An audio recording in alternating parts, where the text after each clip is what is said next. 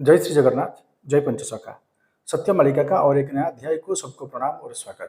3 दिन पहले भारत की स्थल सेना मुख्य उपेंद्र द्विवेदी ने राम मंत्र धारण किए और सबसे बड़ा बात है जगतगुरु रामभद्राचार्य ने उनको गुरु मंत्र दिए।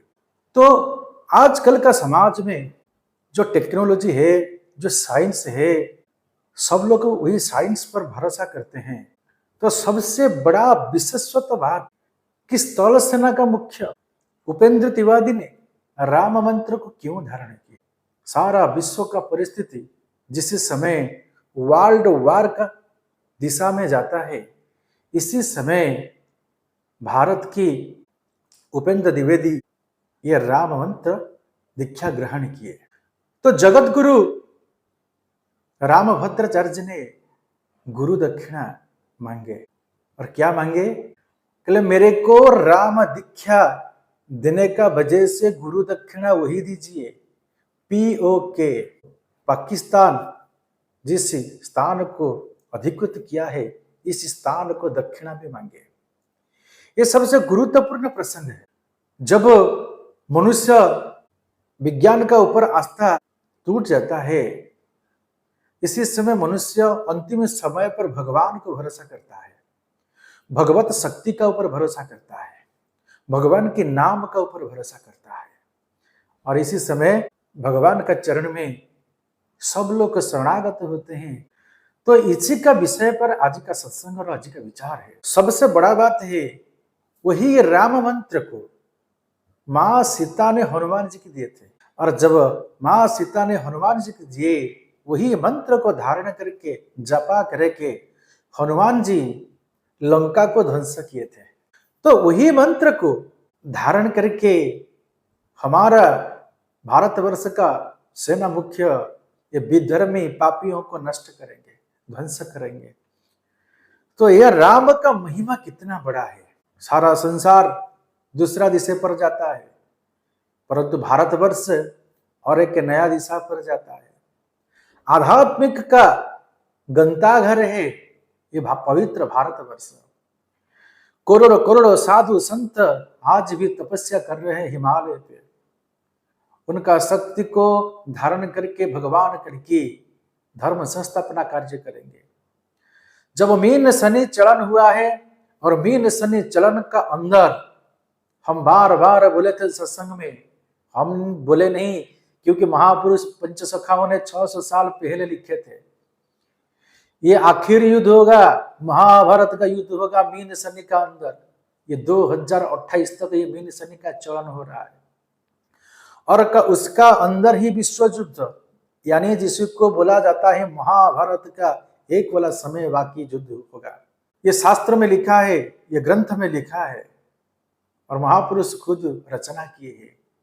तो ये कभी व्यर्थ नहीं होगा।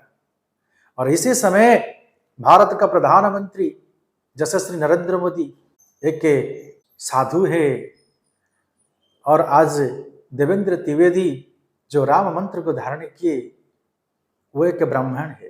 तो भगवान का एक साइड पर अस्त्र का युद्ध होगा, शस्त्र का युद्ध होगा, दूसरा तरफ शास्त्र का हिसाब से भी युद्ध होगा।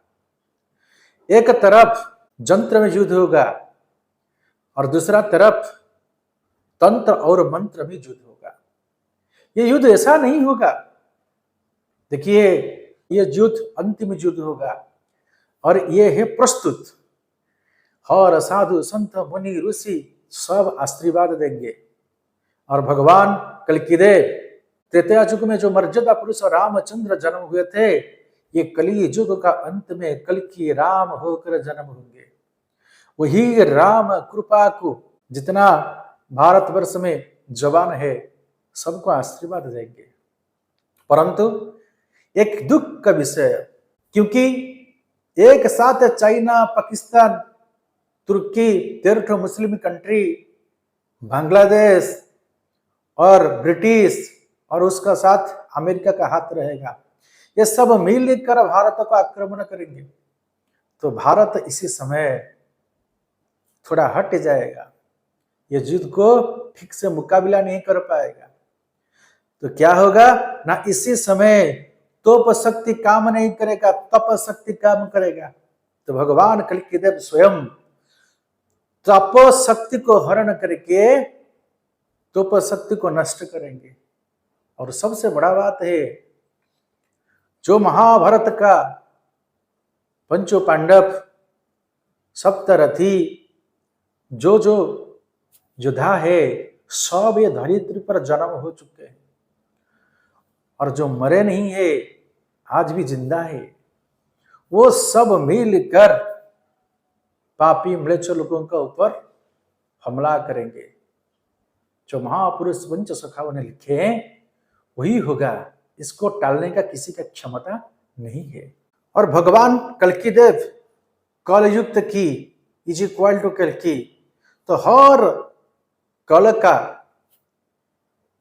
मैनेजमेंट करेंगे भगवान कल्कि, क्योंकि उनका पास की है, चाबी है। ये जिस समय चाहेंगे इसी समय युद्ध होगा।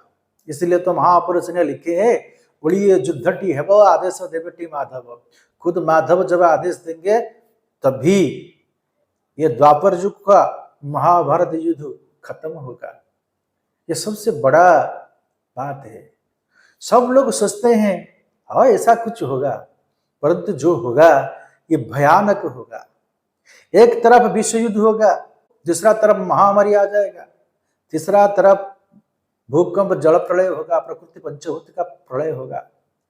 आप देख रहे हैं अभी भारतवर्ष में बहुत जगह पे जल प्रलय चल रहा है। समय नहीं आया है, उसका पहले हो रहा है। तो अगले समय पर क्या होने वाला है एक भी जानना बहुत जरूरी है।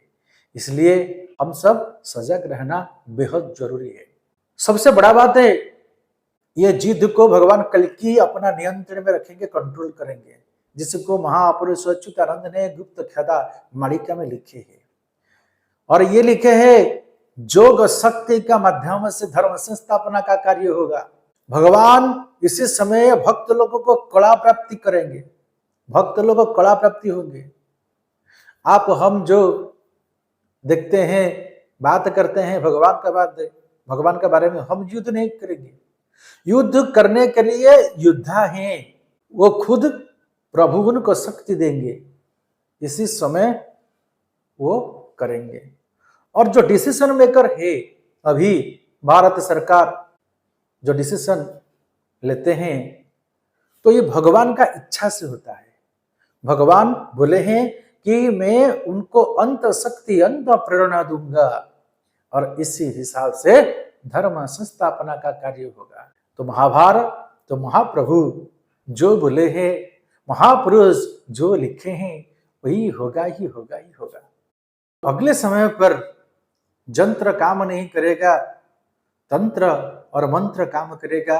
सारा विश्व देखेगा और भारत विश्व गुरु होगा, इसमें कोई रोक नहीं सकता। और सबसे बड़ा खबर, आज भी जितना बड़ा बड़ा लोग भारतवर्ष का शासन क्षमता में है और गुरु दायित्व लिए है, ये सब धर्म ग्रंथ पाणी है और भगवान उनको कृपा किए हैं। भारत का प्रधानमंत्री का बात करो, राष्ट्रपति का बात करो, और जितना भी बड़ा बड़ा ऑफिसर है, सब भगवान का भक्त है और सही समय पर सारा विश्व देखेगा उनका करामती। आज के लिए सत्संग को वहीं पर विराम देते हैं। जय श्री जगन्नाथ, जय पंचसखा, जय श्री माधव, जय श्री माधव, जय श्री सत्यानंद माधव।